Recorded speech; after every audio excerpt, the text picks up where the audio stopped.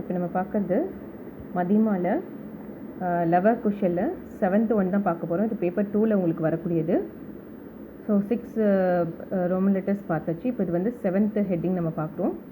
7th heading தான் main concept. லவ குஷ் கா ஜன்ம और வித்யாத்யயன், அதாவது என்னென்னா அவங்களுடைய பர்த்தும் அவங்களுடைய எஜுகேஷன், அவங்களுடைய கலைகள், எல்லா விதமான கலைகளை பற்றியும் இதில் சொல்லியிருக்காங்க. அதுதான் வித்யாத்யயன், அவங்களுடைய கலைகளுடைய லேர்னிங், எஜுகேஷன் லேர்னிங் சொல்கிறோம் இல்லையா, அதுதான்.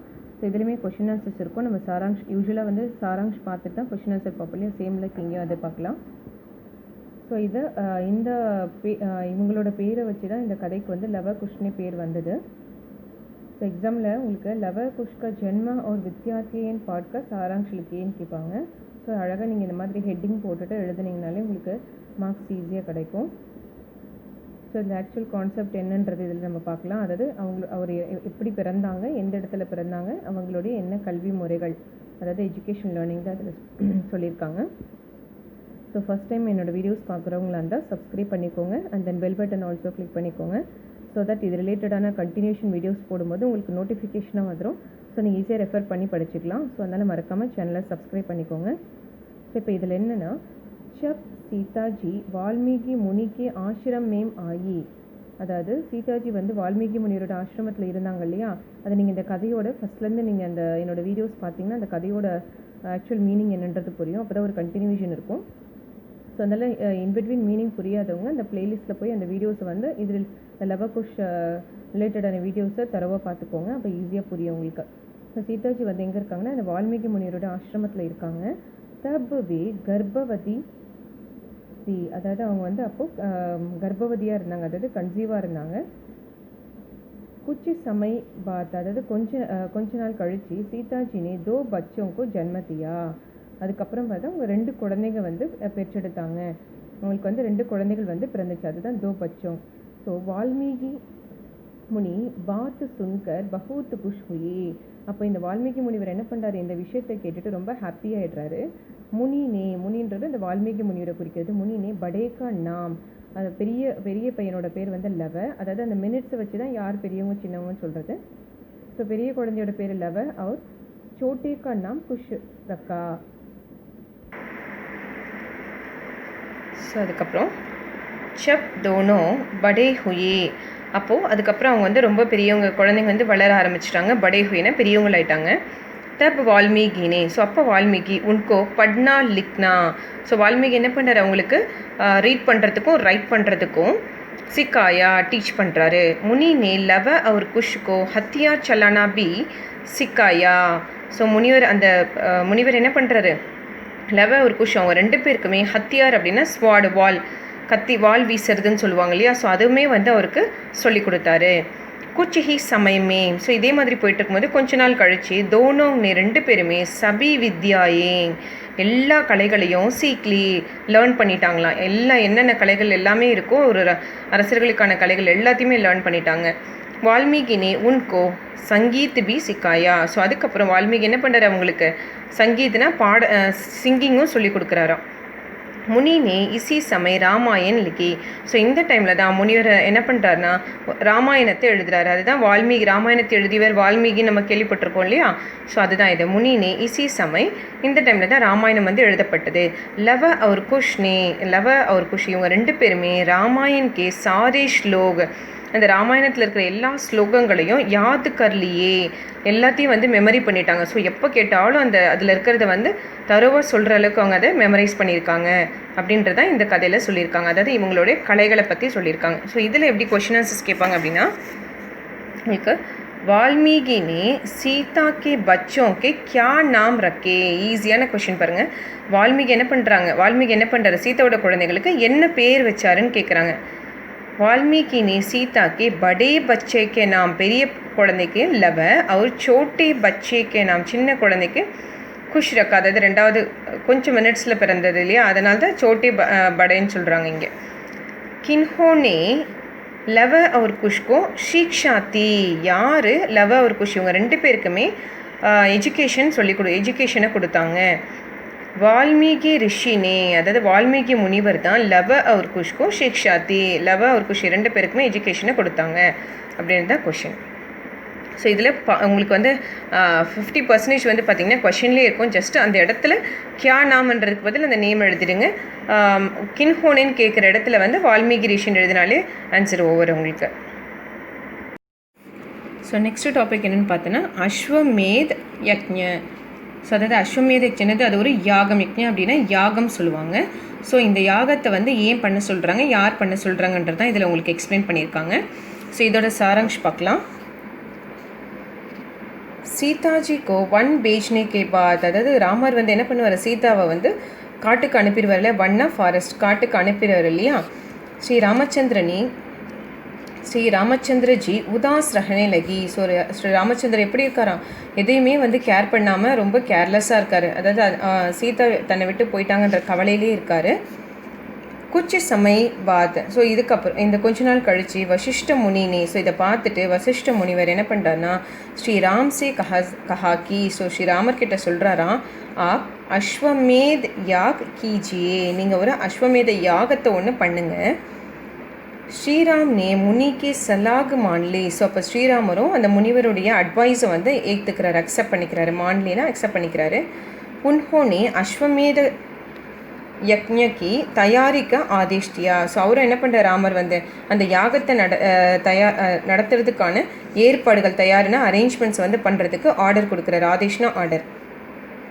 அஸ்வமேத் யக்ஞக்கே லியே ஏக் சுந்தர் கோடா லாயா கயா. ஸோ இந்த யாகத்துக்காக ஒரு அழகான ஒரு குதிரை, கோடா அப்படின்னா ஹார்ஸு, ஒரு குதிரையை வந்து கொண்டு வராங்க. ஊஸ்கார் ரங், அதனுடைய கலர் என்னன்னு பார்த்தோம் அப்படின்னா சஃபீத் தா, ஒயிட் கலரில் இருக்கும். அது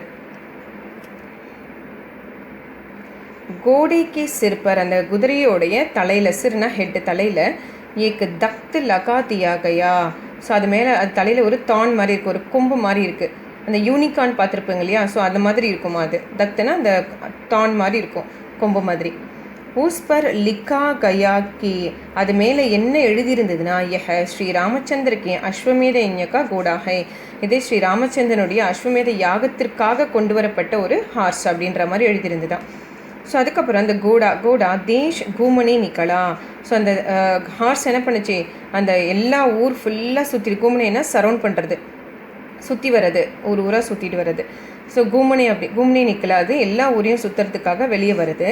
அப்போது சத்ருகன் ஹனுமான் அவர் பரத்துக்கா பேட்டா, அதாவது பரத்னுடைய பையன் பேட்டா, புஷ்கல் படி சேனா கே சா கோடேக்கு பீச்சே பீச்சே ஜானே லகே. ஸோ அந்த அவங்க எல்லாருமே என்ன பண்ணுறாங்க, அந்த படே சேனா கே சாத்து, பெரிய படையோட கோடைக்கே பீச்சே பீச்சே, அந்த குதிரையோட பின்னாடி, அந்த குதிரை எங்கெல்லாம் ஓடுதோ அங்கே எல்லாமே அவங்க அந்த குதிரை பின்னாடியே ஓடுறாங்களாம். ஜானே லகே அப்படின்னு இதில் சொல்லியிருக்காங்க. ஸோ இதுதான் அந்த குதிரையை பற்றியும் இதில் எக்ஸ்பிளைன் பண்ணியிருக்கிறது உங்களுக்கு. ஆன்சர் என்னன்னு பார்த்தோம் அப்படின்னா ஸ்ரீ ராமச்சந்திர ஜி கா மன் பதல்னே கே லியே வசிஷ்ட முனி நே கியா உபாய சோச்சா. ஸோ என்ன ஒரு வழியை வந்து அவருக்கு வந்து சொல்லிக் கொடுத்தாரு. ஸ்ரீ ராமச்சந்திரர் வந்து அவருடைய மனசு சேஞ்ச் ஆகிறதுக்காக, அதாவது சீதாவே நினச்சிட்ருக்காருலே, ஸோ அவரோட மனசு சேஞ்ச் ஆகிறதுக்காக வசிஷ்ட முனிவர் வந்து என்ன ஒரு உபாயம் அப்படின்னா என்ன ஒரு அட்வைஸ் வந்து சொன்னார் அப்படின்றது தான். வசிஷ்ட முனினே ஸ்ரீ ராமச்சந்திர ஜிக்கா மண் பதல்னே கேலி, இது வரைக்கும் கொஷின்லேயே உங்களுக்கு இருக்கும். அஸ்வமேத் யக்ஞ கர்ணேகா கஹா. ஸோ ஒரு அஸ்வமேத யாகம் பண்ணால் உங்களுக்கு எல்லா பிரச்சனைகளும் சரியாயிடும் அப்படின்று சொல்லியிருக்காராம்.